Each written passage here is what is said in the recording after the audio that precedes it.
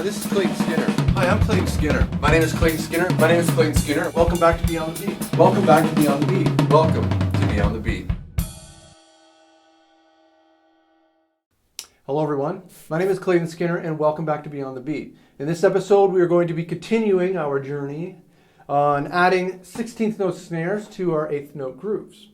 In the last video we just kept a simple bass drum pattern of 1 and 3. But now we're going to be taking the concept of number 1, or of the last episode, and we're going to start adding or diversifying our bass drum usage. So if you're looking at exercise 1, you'll see just that. The bass drum is going to be on 1, 3, and the and of 3. There's a 16th note snare drum hit on the a of 2. So the beat will go 1, 2, a 3, and 4.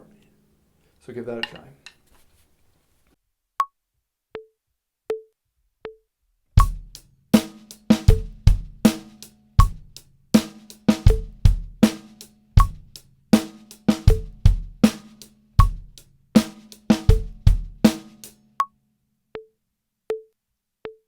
All right, so that was a nice little taste of what we're going to be doing. When you start adding and changing the bass drum pattern, suddenly these 16th note snare hits, they have a little bit more volume to them. But at the same time, it's a little bit trickier because you're having to concentrate on more hits. So the second exercise now, we're placing that 16th note between the two bass drums that are on 3 and the and of 3. So it'll be like bass, snare, bass. So check that out.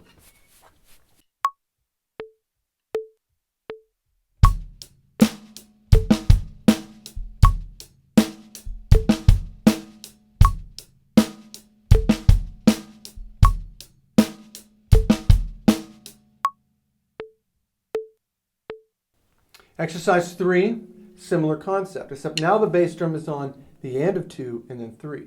So 1, 2, and 3.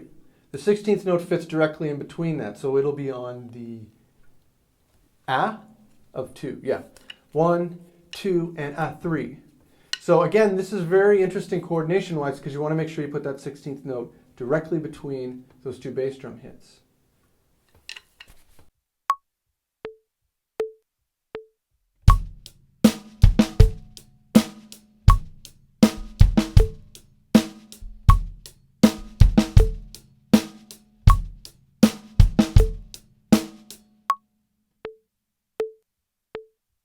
Number 4, same idea, only now we're going to add another 16th note. That 16th note will take place on the E of 3. So the pattern will be like, starting on the end of 2, I guess, bass drums on the end of 2 and 3. The 16th note will be on the A of 2 and the E of 3. So it'll be like bass drum, snare, bass drum, snare. So if you have problems with that, sometimes it's good to just isolate that little problem. And, A, 3, E. So the whole pattern will go 1, 2, and a 3, E, and 4, and.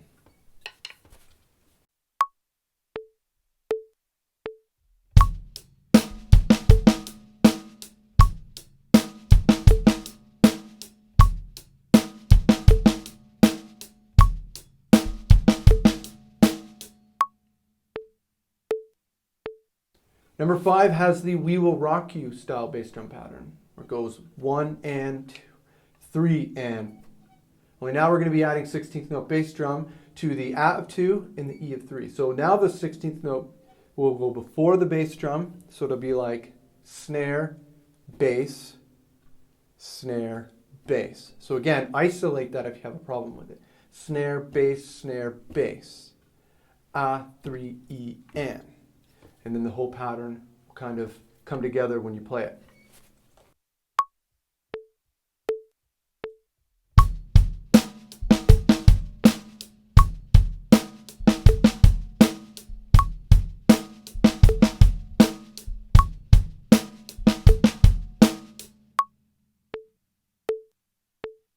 All right, so I added 6 just to kind of throw you for a loop. Anyway, the 6th bass drum pattern is 1, 2, and 3, and 1, and 3, and you played that in one of the previous episodes where we just focused on 8th note drum grooves. Can't remember which exercise it is, but it's in there. The 16th note pattern will be going on the E of 1 1 E.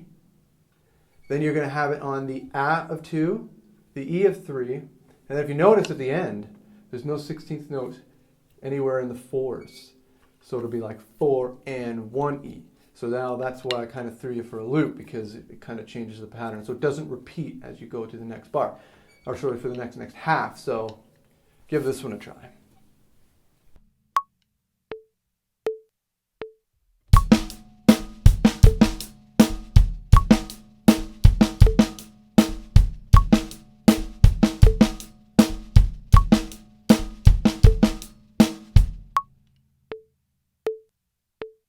The 7 bass drum pattern, 1, 2, and 3, and 4.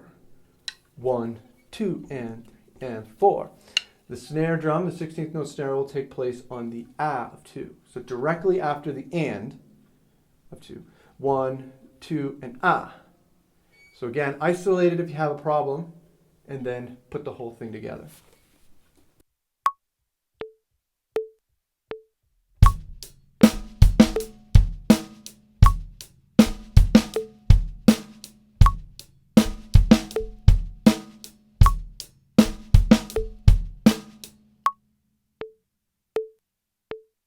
Beat 8, same bass drum pattern as exercise 7, only this time we're going to be placing the 16th note snare on the E of 3. So it happens now just before the bass drum. So you should be used to this coordination, but it's an interesting pattern. 1, 2, and E and 4. So count it out, isolate it if you need to, and then give her.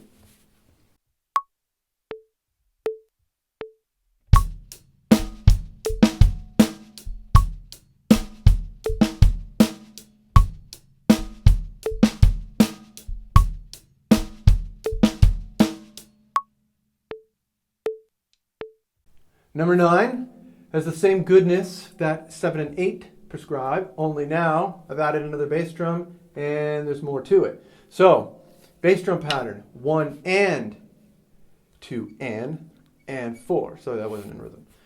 The snare drum hits are on the A of 2 and the E of 3. So like 1 and 2 and E and 4 and. So give that a try. Count it out. Isolate it. You want to isolate it from the and of 2 all the way till like the and of 3. And 3, E, and. Isolate it, figure that out, and then play the whole pattern.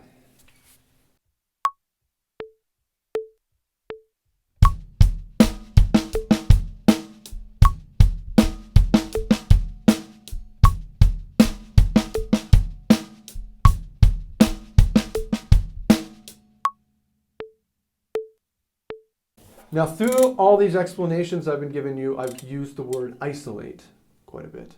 And it's interesting that I'm explaining this at the end of the video, but whatever. And what I mean by isolate is just to simply take a part of the beat that's difficult to you, sort of specific coordination, or if it's, just doesn't make sense. Take that part of the beat and just keep playing that over and over again. So for instance, like exercise 9, the fun of that exercise, the fun of that beat is between the and of 2 and the and of 3. So it's like and, 3, E, and. Keep practicing that pattern until you get the rhythm or you get the coordination of it, and then apply it all at once.